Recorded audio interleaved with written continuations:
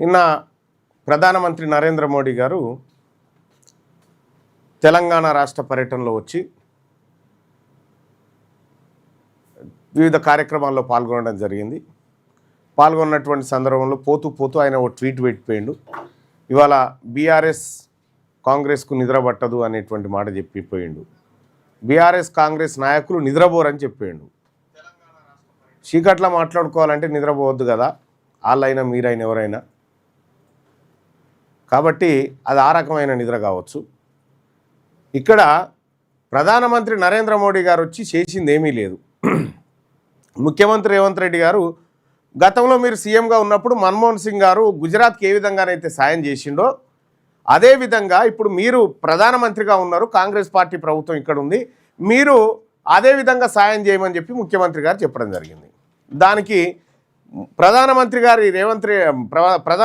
ఏం చెప్తారంటే, అప్పుడు గతంలో మన్మోహన్ సింగ్ గారు గుజరాత్కు చేసినటువంటి సాయమే అంతే సాయం నేను ఇప్పుడు చేస్తే సగం పైసలే వస్తాయి తెలంగాణకు అనేటువంటి మాట చెప్పిండు. ఇంకా అందుకే జర చదువుకున్న ప్రధానమంత్రి అక్కిరా అని చాలాసార్లు ప్రజలందరూ చెప్తూ ఉంటారు, సోషల్ మీడియా కూడా చెప్తా ఉంది. ఈయన ముఖ్యమంత్రిగా ఉన్నప్పుడు, గుజరాత్ ముఖ్యమంత్రిగా ఉన్నప్పుడు ఎప్పుడు 2004లో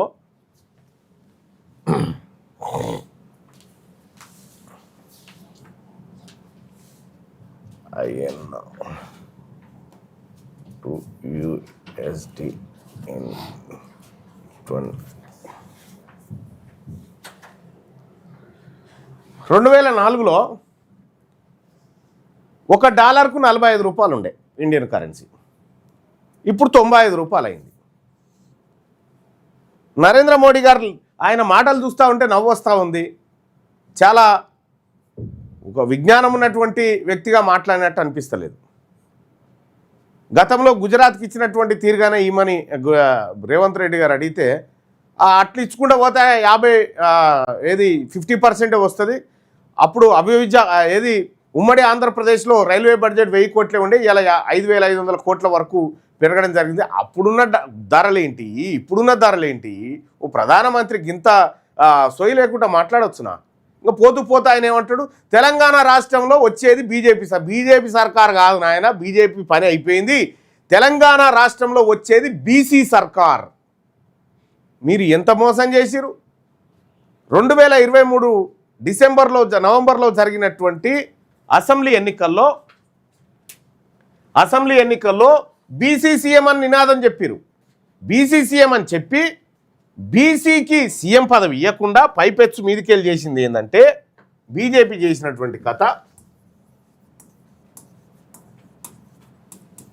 బీసీ సీఎం అని చెప్పి సరే భారతీయ జనతా పార్టీ గెలవలేదు, 8, 9 ఏమో గెలిచింది కదా ఎమ్మెల్యేలు, గెలిస్తే మరి బీసీ సీఎం అని చెప్పినటువంటి ఈ బీజేపీ అసెంబ్లీలో బీసీ నాయకుడిని సభాపక్ష నాయకుడిగా చేయొచ్చు కదా, ఏది పార్టీ పక్ష నాయకుడిగా, ఎల్పీగా, బీజేఎల్పీగా చేయొచ్చు కదా, చేయలే. ఇది తీసుకుపోయేదే రెడ్డికి ఇచ్చింది, మహేశ్వర్ రెడ్డికి, రాష్ట్ర పార్టీ అధ్యక్షుడు. ఇది అనగా అసెంబ్లీలో ఇది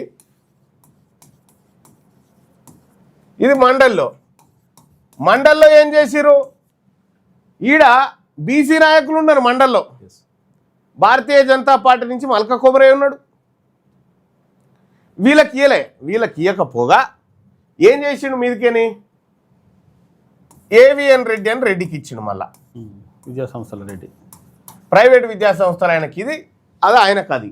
ఈ బీసీసీఎం తెలంగాణ రాష్ట్రంలో బీజేపీ కథ చూడు, రాష్ట్ర అధ్యక్షుడు. ఇక మళ్ళా బీసీ బండి సంజయ్ అధ్యక్షుడు ఉంటే తీసేసి కిషన్ రెడ్డి, ఆ తర్వాత రామచంద్రరావు,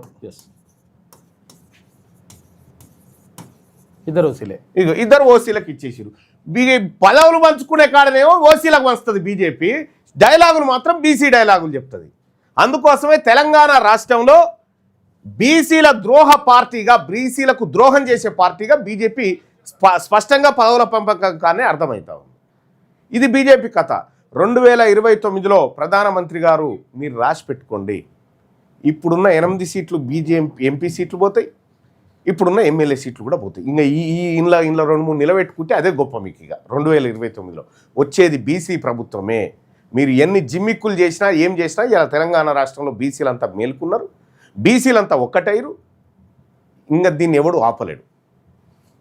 మళ్ళా బీసీల కులగణన చేస్తా అని చెప్పి జనగణన చేసి బీసీల నోట్లే మన్ను పోసాడు. మళ్ళీ ఇదే ప్రధానమంత్రి. ఆయన వచ్చి మనకు నీతులు చెప్తా ఉంటాడు. ఇక ఇదొకటి. ఇక ఇది ప్రధానమంత్రి కథ. ఇంకా మన రాష్ట్ర ప్రభుత్వం కథ చూడరు సార్. రాష్ట్ర ప్రభుత్వం చేసినటువంటి దుర్మార్గం ఆంధ్రజ్యోతి పేపర్ ఒకసారి చూస్తే మనకు ఆంధ్రజ్యోతి ఏడు ఉంటుందా,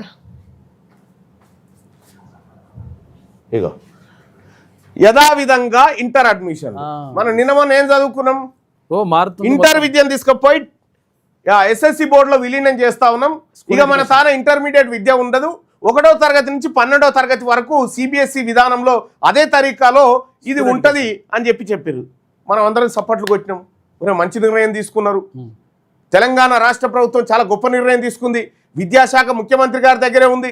ముఖ్యమంత్రి గారు ఈ ఇంటర్మీడియట్లో జరిగేటువంటి దోపిడీ ఏదైతే ఉందో, శ్రీ చైతన్య, నారాయణ, ఐఐటి, జేఈఈ ఎంట్రన్స్లు, ఎగ్జామ్లు, ఈ దోపిడీ ఏదైతే ఉందో ఈ దోపిడీ కళ్ళెమేసిండిగా అయిపోయింది. ఈ కార్పొరేట్ వ్యవస్థ ఇక్కడి నుంచి తరలిపోతుంది. కానీ ఇటువంటి అనుకున్నటువంటి సందర్భంలో మళ్ళీ ఏం చేసాడు, యథావిధిగా ఇంటర్ అడ్మిషన్ అంటే పాత విధానమే మళ్ళీ అయిపోయాయి. విద్యా సంవత్సరం ప్రారంభానికి ముందేమో సరికొత్త విధానం అని చెప్తారు. స్కూల్ ఎడ్యుకేషన్లో విలీనం చేస్తాం. విద్యా సంవత్సరం అయిపోగానే ఈసారి సమూల మార్పులు అంటారు. విద్యా సంవత్సరం ప్రారంభం నాటికి మళ్ళీ ఏదో పాత విధానంలోనే కొనసాగింపు. ఇది ఈ పాత విధానంలోనే కొనసాగింపు. ఈ ఏడాది వరకు కొనసాగించాలని సీఎం రేవంత్ ఆదేశం. పాఠశాల విద్యలో ఇంటర్మీడియట్ విలీనానికి సాంకేతికత, సమస్యలు క్షుణ్ణంగా అధ్యయనం చేయాల్సిన అవసరం, విద్యా సంవత్సరం ప్రారంభానికి తక్కువగా ఉన్న సమయం, విద్యార్థుల ప్రయోజనాల రీత్యా విలీనం వాయిదా. ఏ విద్యార్థి ప్రయోజనము, ఏ విద్యార్థి అడిగింది చెప్పురి? ఏ విద్యార్థి తల్లిదండ్రి కోరిండు ఇది కొనసాగించాలని? విస్తృత సంప్రదింపులు, అసెంబ్లీలో చర్చ తర్వాతే నిర్ణయం. అధికారులతో ముఖ్యమంత్రి రేవంత్ రెడ్డి సమీక్ష. సాంకేతిక సమస్యలపై ఇప్పుడు చెబుతారా, ఆ కాలేజీలకు భయపడుతున్నారా అంటూ ఆగ్రహం. సీఎం నిర్ణయాన్ని స్వాగతిస్తున్నామని చెప్పి ఇంటర్ విద్యా జేఏసీ చెప్తున్నటువంటి మాట. ఇది కథ. అసలు ఏం జరిగింది ఇక్కడ రాష్ట్ర ప్రభుత్వం డ్రామా తెలుసుకోవాలి. తల్లిదండ్రులారా, ఇది అమలైనుంటే ఇవాళ ఇంటర్మీడియట్లో దోపిడీ మొత్తం ఆగిపోయింది. మొత్తం దోపిడీ ఆగిపోయి శ్రీ చైతన్య, నారాయణ మొత్తం తట్టా బుట్ట చదువుకొని ఎక్కడ బీకేటి. ఇవాళ మన ప్రభుత్వ విద్య బలమయ్యేది. ఆ పరిస్థితి లేకుండా ఏం జరిగింది అనేది ఒకసారి చూస్తే, అసలు ఏంది వాస్తవం లెక్కలేంది అనేది చూస్తే, ఇది అస్సాంలో ఇటీవల కాలంలో ఇంటర్మీడియట్ విద్యను 10th లో విలీనం చేశారు. స్కూల్ ఎడ్యుకేషన్లో విలీనం చేసిన ఇంటర్ బోర్డులో విలీనం చేసిరు. తెలంగాణలో మాత్రం ఇక చూడు, ఈ రెండింటిది అస్సాంలో విద్యా విధానం ప్లస్ ప్రణాళిక = అమలు జరుగుతూ ఉంది. ఇక్కడ తెలంగాణలో ఓన్లీ ప్రకటనలే, పేపర్ ప్రకటనలు గందరగోళం వాయిదా. ఇది తెలంగాణలో జరిగింది. అస్సాంలో సాధ్యమైంది, ఈడెందుకు సాధ్యం కాదు? క్యాలెండర్ చెప్తున్న నిజం, అమలు ప్లస్ నిరీక్షణ. అస్సాంలో నవంబర్ 2023లో నిర్ణయం తీసుకున్నారు. ఫిబ్రవరి 2024లో అసెంబ్లీలో బిల్లు పెట్టిరు. మార్చి 2024లో గవర్నర్ ఆమోదం. సెప్టెంబర్ 2020 కొత్త బోర్డు అమలు అయిపోయింది. ఒక్క ఏడాదిలో 10 నెలల్లో ఇక్కడ అస్సాంలో అమలే అయిపోయింది. ఇక్కడ తెలంగాణలో ఈ 74 రోజులు దేంది? ప్రభుత్వానికి నివేదిక ఇచ్చి 74 రోజులే. ముఖ్యమంత్రి గారికి నివేదిక ఇచ్చిరు. ఎవరు? ఎడ్యుకేషన్ పాలసీ తయారు చేయమని చెప్పి, 20 ఏళ్ళకు సరిపడా ఎడ్యుకేషన్ పాలసీ తయారు చేయమని చెప్పి ఆకునూరి మురళి గారు, ఆ తర్వాత కేశవరావు గారు ఇతరత్రులతో కమిటీ వేస్తే ఆ 74 రోజుల కింద ఇచ్చిరు. సార్ ఇది చేయండి అని చెప్పి 74 రోజుల కింద ఇస్తే ఈ రోజు వరకు ఫిబ్రవరి 26, 2024లో ఎడ్యుకేషన్ కమిషన్ నివేదిక సీఎంకి అందజేస్తే ఈ రోజు వరకు సాంకేతిక సమస్యలనే వంకతో యథాతథ స్థితి, స్పష్టమైన రోడ్ మ్యాప్ లేదు. ఏంది మరి దీని వెనకాల మతలాబేంది? ఎందుకు ముఖ్యమంత్రి గారు ఇంత గొప్ప నిర్ణయాన్ని ఎందుకు వాయిదా వేస్తూ ఉన్నారు, ఎందుకు చేయలేకపోతా ఉన్నాడంటే దానికి బలమైన కారణాలు కూడా ఇక్కడ మనం చూడొచ్చు. అస్సాంలో ఏం చేసిరు, మన తాను ఏం చేసిరు. ఇది అస్సాంలో అస్సాంలో ఏం చేసిరంటే ముందుగా ముసాయిదా చట్టం తయారు చేసి అసెంబ్లీలో బిల్లు ప్రవేశపెట్టి ఆ తర్వాత పాత బోర్డుల ఆస్తులు, ఉద్యోగుల విభజన, పరీక్షల నిర్మాణంపై స్పష్టమైన బ్లూ ప్రింట్ తయారు చేశారు. ఆ తర్వాత అమలు డివిజన్ 1, డివిజన్ 2 మోడల్లో దశల వారీగా అమలు చేసుకుంటూ వచ్చేసారు. ఇక్కడ మరి అక్కడ లేరా ఇంటర్మీడియట్ విద్యార్థులు, అక్కడ లేరా తల్లిదండ్రులు, అక్కడ లేవా టెక్నికల్ సమస్యలు? అవన్నీ అయిపోయినాయి కదా. ఇక్కడ చట్టం లేదు, కేవలం మీడియా లీకులు మాత్రమే. మీడియాకు లీకులు ఇచ్చుడు, ఆ లీకులను ఆంధ్రజ్యోతిలో రాసుడు. ఇంటర్ బోర్డు జూనియర్ కాలేజీల భవిష్యత్తుపై కనీస క్లారిటీ లేదు. ఇక్కడ హడావిడిగా అడ్మిషన్ల నిలిపివేత, ఆపై లెక్చరర్ల నిరసనతో వెనక్కి అయిపోయింది. టెక్నికల్ సమస్య దీనికి. ఇక్కడ సాంకేతిక సమస్య ఒక సాకు మాత్రమే. సాంకేతిక సమస్య ఏందే? ఆర్టిఫిషియల్ ఇంటెలిజెన్స్ ఉన్నటువంటి ఈ రోజుల్లో సాంకేతిక సమస్య అస్సాం కూడా ఎదుర్కొంది. అస్సాంలో కూడా చట్టపరమైన సమస్యలు, ఉద్యోగుల సర్దుబాటు, పరీక్షల వ్యవస్థ మార్పులు లాంటి సవాళ్లు ఉన్నాయి. కానీ వారు ముందుగా స్టడీ చేసి నిర్ణయం తీసుకున్నారు, అయిపోయింది. ఇక్కడ నివేదిక రాగానే అమలు మెకానిజం లేకుండా రాజకీయ ప్రకటనలు చేసిరు. ఇంటర్ బోర్డు భవిష్యత్తుపై అస్పష్టత, జూనియర్ కాలేజీల పరిస్థితి, నీటు జేఈఈ మోడల్ ఎలా ఉంటుందో కనీస అవగాహన కూడా లేదు. ఇది మన తాన పరిస్థితి. ఇక తెలంగాణలో అసలు భయం ఏమిటంటే, ఇంటర్ వ్యవస్థ అంటే తెలంగాణలో కేవలం విద్యా వ్యవస్థ కాదు, అది ఒక భారీ ప్రైవేట్ ఎడ్యుకేషన్ ఎకానమీ. వేల కోట్ల రూపాయల ఎడ్యుకేషన్ ఎకానమీ దందా దీని చుట్టూ ఉంది. కాబట్టి విద్యా సంస్కరణల చుట్టూ ఈ గొలుసులు ఎవరెవరు? కార్పొరేట్ జూనియర్ కాలేజీలు, శ్రీ చైతన్య, నారాయణ, రేజన్స్, మన్ను, మచాడం, ఇవన్నీ ఉన్నాయి కదా. వీళ్ళు ఒక దిక్కు దీన్ని చేయనిస్తలేరు. ఇంటిగ్రేటెడ్ కోచింగ్ మాఫియా, ఐఐటీలు, జేఈలు, ఫిట్జీలని, మన్నని, మచాడం, ఈ మాఫియా. ఆ తర్వాత ర్యాంకుల్ని మార్కెటింగ్ చేస్తారు కదా, 1 1 2 2, ఈ మాఫియా. వేల కోట్ల ఫీజులు. వీళ్ళందరూ కలిసి ఇవి సంస్కరణలు అమలు కాకుండా ప్రభుత్వం పైన ఒత్తిడి తెస్తూ ఉన్నారు. ఈ వ్యవస్థను ఒకేసారి స్కూల్ ఎడ్యుకేషన్లో కలిపితే ప్రస్తుత వ్యాపార మోడల్ కదిలే అవకాశం ఉంది. అందుకే ప్రతిఘటన కూడా ఎక్కువగా కనిపిస్తుంది. మొత్తం ఈ మాఫియా అంతా తెగిపోతుంది ఒక్కటే దెబ్బకు. ఈ మాఫియా అంతా పోతుంది. ఇది పోకుండా చాలా జాగ్రత్త పడుతూ ఉన్నారు. ఇక్కడ అస్సాంలో వాళ్ళు ఏం చెప్పారు? మేము చేస్తామన్నారు, ఇగో ఇట్లా చేసారు. వాళ్ళు మోడల్ ప్రకారం స్పష్టమైన అడుగులు ముందు చూపుతో వెళ్ళిపోయారు. ఇక్కడ తెలంగాణ ఎవరెంత వ్యతిరేకిస్తున్నారు? ఇది ఇనుడు కార్డే సరిపోయింది. లెక్చరర్ల నిరసనలు, ప్రైవేట్ కాలేజీల ఒత్తిడికి తలొగ్గి వెనుకడు వేయడం జరిగింది. విద్యార్థుల్లో అయోమయం పెంచింది. ఇక్కడ ప్రయోగం కాదు, సంస్కరణ కావాలి. ప్రయోగాలు, మీడియా లీకులు కాదు కావాల్సింది. ఇక్కడ విద్యార్థుల భవిష్యత్తులో ప్రయోగాలు చేయకుండా ఉండాలంటే దశల వారీగా అమలు చేయాలి. విలీనం చేస్తాం, ఆగండి అనే గందరగోళం లేకుండా స్పష్టమైన అమలు ప్రణాళిక ప్రకటించాలి. భాగస్వామ్య చర్చలు, టీచర్లు, లెక్చరర్లు, పేరెంట్స్, యూనివర్సిటీలతో లోతైన సంప్రదింపులు జరపాలి. పబ్లిక్ డిబేట్లు పెట్టాలి. అస్సాం, తమిళనాడు, కేరళ మోడళ్లపై బహిరంగ చర్చ జరగాలి. ఆడెందుకు సాధ్యమైంది, ఇది ఎందుకు కాలే? శ్వేతపత్రం, సంస్కరణల ఆవశ్యకతపై ముందుగా అధికారిక శ్వేతపత్రం విడుదల చేయాలని చెప్పి ఇక్కడ చెప్తా ఉంటే అసలు లోపం ఎక్కడుందని చూస్తే, అస్సాం ప్రభుత్వం 10 నెలల్లో చట్టం చేసి అమలు చేయగలిగినప్పుడు తెలంగాణలో 74 రోజుల తర్వాత కూడా అడుగు ముందుకు పడకపోవడం కారణమైంది. ప్రభుత్వం సిద్ధంగా లేదు, రాజకీయ ఒత్తిడి, లేదా నిర్ణయం తీసుకోవడంలో బలహీనంగా ఉండడం, ఇది స్పష్టంగా కనిపిస్తుంది. ఈ ప్రశ్నకు సమాధానం చెప్పాల్సింది, భరోసా ఇవ్వాల్సింది ఇప్పుడు ప్రభుత్వమే. అయితే ఇక్కడ మనం గమనించాల్సింది ఏంటంటే, ఇది ఏం జరుగుతుంది? విద్యా బోర్డుల విలీనం, అస్సాం విజయం, తెలంగాణ తడబాటు, ఒకే లక్ష్యం, 2 వేరు మార్గాలు, విద్యార్థుల భవిష్యత్తుపై దీని ప్రభావం ఏమిటి ఒకసారి చూద్దాం. ఇదేమో తెలంగాణ, ఏది అస్సాంలో ఏ బాధ లేదు, తెలంగాణలో మాత్రం ఇన్ని సిక్కుముళ్ళు. దీంట్లో అధికారుల పాత్ర కూడా ఉంటుంది. కార్యాచరణ వర్సెస్ స్తబ్దత, ఒక టైం లైన్ విశ్లేషణ చూస్తే అస్సాంలో ప్రారంభించి ఇట్లా సక్సెస్ఫుల్గా తీసుకొని పోయారు విలీనం. తెలంగాణ రాష్ట్రానికి వచ్చేసరికి ఇగో అడ్డుగోడ పెట్టారు. ఈ అడ్డుగోడ ఎవరు పెట్టారు? శ్రీ చైతన్య, నారాయణ, ఈ కార్పొరేట్ కాలేజీలు ఉన్నాయి కదా, వాళ్ళ చదువు లేదు, నోటపించలేదు, అంతా చూమంతర్ మాయా, వేల కోట్ల వ్యాపారం. ఇగో ఇట్లా పెట్టి దీన్ని వీళ్ళు ఏం చేసిరంటే, ఈ పైసలు కట్టి అధికారుల మీద ఒత్తిడి తెచ్చి ముఖ్యమంత్రికి రాంగ్ స్టేట్మెంట్ ఇచ్చారు. ఈసారి కాదు సార్, టెక్నికల్ సమస్యలు ఉన్నాయని చెప్తా ఉన్నారు. విధానం వర్సెస్ ప్రయోగం. అస్సాంలో ముందుగా చట్టం రూపకల్పన చేసిరు, తెలంగాణలో ముందుగా మీడియా లీకులు ఇచ్చారు. అసెంబ్లీలో బిల్లు ప్రవేశపెట్టి అస్సాంలో హడావిడిగా అడ్మిషన్లు నిలిపివేసిరాడ. ఇక పాత బోర్డుల ఆస్తులు, ఉద్యోగుల పరీక్షల నిర్మాణంపై స్పష్టమైన బ్లూ ప్రింట్ ఇస్తే లెక్చరర్ల నిరసనకు అవకాశం ఇచ్చారు. ఇక్కడ డివిజన్ 1, డివిజన్ 2 మోడల్లో దశల వారీగా ఇది అమలు చేస్తే చివరికి ఈ ఏడాది యథాతథమంటూ వెనక్కి తగ్గింపు. ఇంకో ఇది తెలంగాణలో జరిగింది. టెక్నికల్ ఇష్యూ ఒక సాకు మాత్రమే. అస్సాం విధానం ముందుగా అధ్యయనం చేసి పరిష్కారాలు వెతికి నిర్ణయం తీసుకుంది.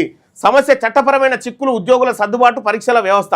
తెలంగాణ విధానం ఎటువంటి అమలు మెకానిజం లేకుండా కేవలం రాజకీయ ప్రకటనలు చేసింది అంతే. ఈ రాజకీయ ప్రకటన ఎందుకు చేస్తారు? ఈ ప్రకటన చేయడం ద్వారా వాడు రుక్కొస్తారు, అమ్మో మా దందా అయిపోతుందేమో, ఎంత కావాలి సార్ అని ఇచ్చిపోతాడు. గదే తెలంగాణలో సమాధానం లేని ప్రశ్నలు. ఇంటర్ బోర్డు భవిష్యత్తు ఏమిటి? జూనియర్ కాలేజీల పరిస్థితి ఏమిటి? నీట్ జేఈఈ మోడల్ ఎలా ఉండబోతుంది? ఇది సాంకేతిక సమస్య కాదు, ఇది పాలనా సిద్ధంగా లేకపోవడం. నాయకత్వం వర్సెస్ భయం. తెలంగాణ ప్రభుత్వం ఎవరెంత వ్యతిరేకిస్తున్నారు, లెక్చరర్ల వ్యతిరేకత, ప్రైవేట్ కాలేజీల ఒత్తిడి, విద్యార్థుల్లో పెరిగిన అయోమయం, ఫలితం వెనక్కి తగ్గిన ప్రభుత్వం.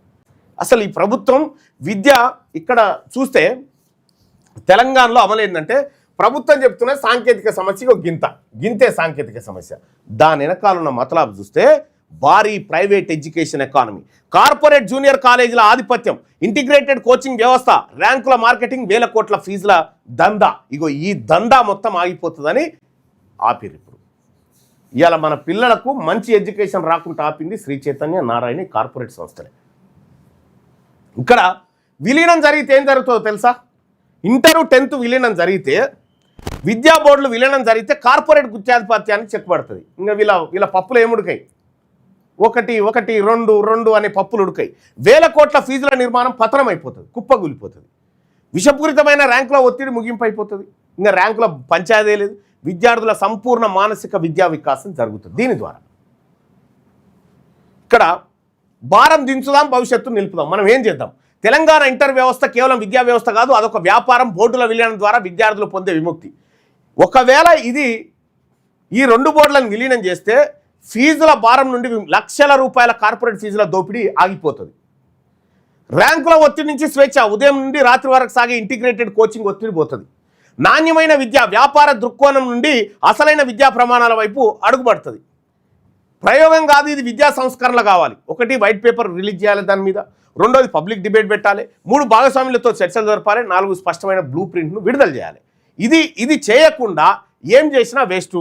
ఇది ప్రభుత్వం, తెలంగాణ ప్రభుత్వం ఈ ఇంటర్మీడియట్ SSC బోర్డును విలీనం చేయడానికి సిద్ధంగా లేదు అనేది స్పష్టంగా అర్థమవుతోంది. ఇది తెలంగాణ రాష్ట్ర ప్రభుత్వ వైఫల్యంగా భావించవచ్చు. ఎప్పుడు 2024లో విద్యా కమిషన్ వేసి, ఆ తర్వాత 2025లో పాలసీ రూపొందించమని చెప్పి 2026 మధ్యస్థానికి వచ్చేదాకా కూడా దీన్ని అమలు చేసే పరిస్థితి లేదంటే తెలంగాణ రాష్ట్రంలో విద్యా దోపిడీకి రాష్ట్ర ప్రభుత్వం అవకాశం కల్పిస్తూ ఉంది. దోపిడీకి, కార్పొరేట్ వ్యవస్థల దోపిడీకి అవకాశం కల్పిస్తూ ఉంది. దీన్ని తీవ్రంగా ఖండిస్తుంది తెలంగాణ రాజ్యాధికార పార్టీ.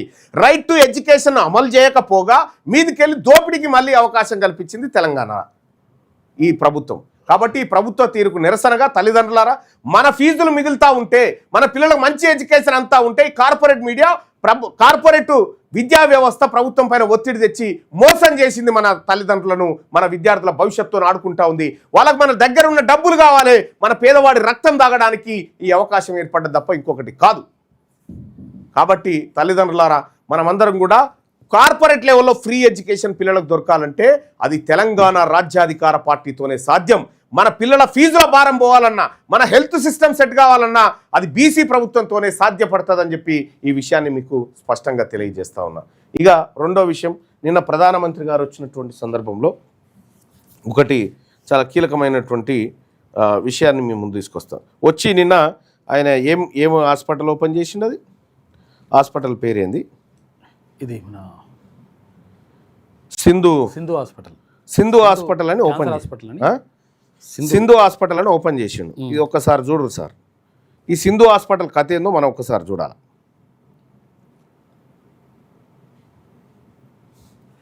పార్థసారథి రెడ్డికి సంబంధించినటువంటి సింధు హాస్పిటల్ కథ ఇగో ఇది ఒక్కసారి చూడండి.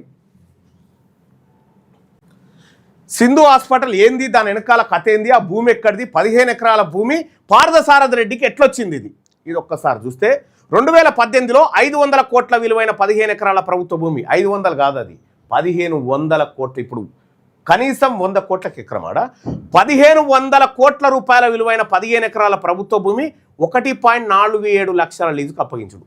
1,00,00,000కి ఇచ్చేసిండు లీజుకు, 1,00,000. ఎవరు? కేసీఆర్ బండి పార్థసారథి రెడ్డి అనేటువంటి ఎంపీకి హెటిరో డ్రగ్స్ అధినేతకి ఇచ్చిన. ఎందుకు? ఆయన దగ్గర క్విడ్ ప్రోకో జరిగింది, ఈయన పైసలు తీసుకున్నాడు. 15 ఎకరాల భూమి 1,00,000 రూపాయలకు లీజుకు. ఎక్కడ ఉందా ఇది? ఈయన ఏం చేసిండు? ఇంతకిస్తే దాన్ని 2023లో రేవంత్ రెడ్డి గారు ఏమన్నాడంటే ఇది అక్రమం, ఇది ప్రజల సొమ్ము, దీన్ని అక్రమంగా కేసీఆర్ పంచి పెడతా ఉన్నాడు, దీన్ని ఎట్టి పరిస్థితుల్లో మేము వచ్చిన తర్వాత అడ్డుకుంటాం దీనిపైన విచారణ చేసి ఆ భూమి వాపసు తీసుకుంటామని ముఖ్యమంత్రి రేవంత్ రెడ్డి గారు 2023లో ప్రకటన చేసిండు. జైలుకు పంపిస్తామని చెప్పిండు.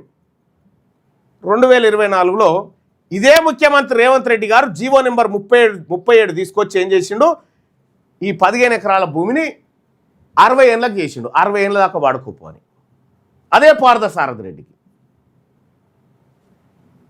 లీజు ఖరారు చేసింది కాంగ్రెస్ పార్టీ. భూమి ఇచ్చింది బీఆర్ఎస్, లీజు ఖరారు చేసింది కాంగ్రెస్ పార్టీ.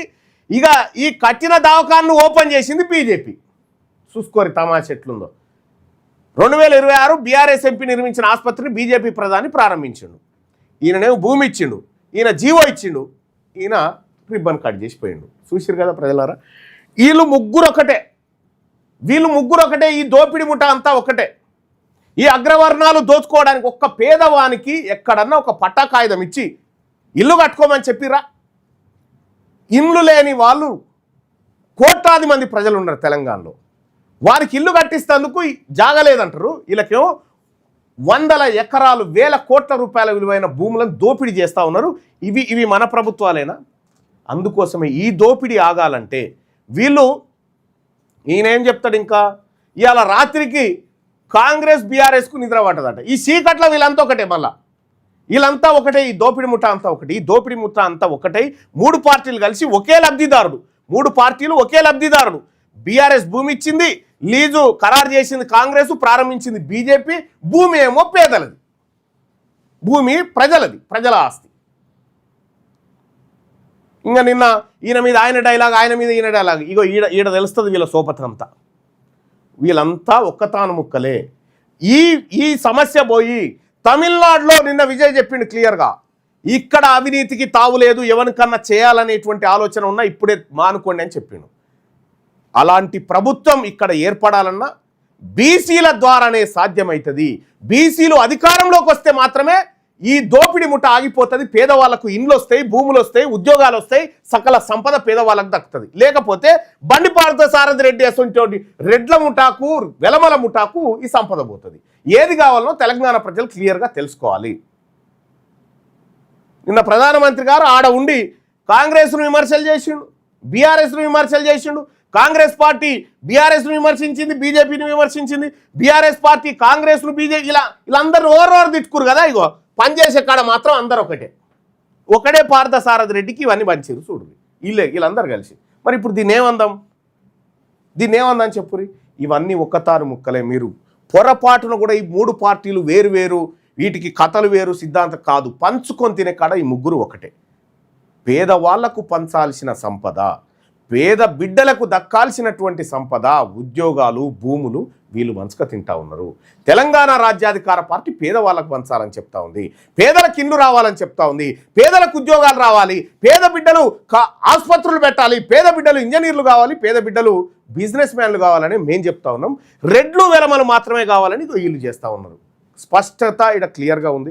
తెలంగాణ రాజ్యాధికార పార్టీ ఏ వైపు ఆలోచిస్తూ ఉంది, వీళ్ళు ఏ వైపు ఆలోచిస్తున్నారో ఒక్కసారి దయచేసి ప్రజలందరూ అర్థం చేసుకొని, తెలంగాణ రాజ్యాధికార పార్టీ అధికారంలోకి వచ్చిన వెంటనే ఈ ముఠా దోపిడీలన్నీ ఆగిపోవడానికి ఆస్కారం ఉంటుంది, పేదవాళ్ళకి భూములు దొరకడానికి ఆస్కారం ఉంటుందని చెప్పి తెలియజేసుకుంటూ, తెలంగాణ రాజ్యాధికార పార్టీలో చేరండి, ఆన్లైన్లో చేరండి, చాలా సింపుల్గా ఆన్లైన్లో చేరండి. ఈ విధానం ఒక్కసారి చూడండి. ఈ తెలంగాణ రాజ్యాధికార పార్టీ ఇది ఫక్తు బీసీల ఆకాంక్షలు నెరవేర్చే పార్టీ. ఇది అన్యాయం జరిగిన వర్గాలకు అండగా నిలబడేటువంటి పార్టీ.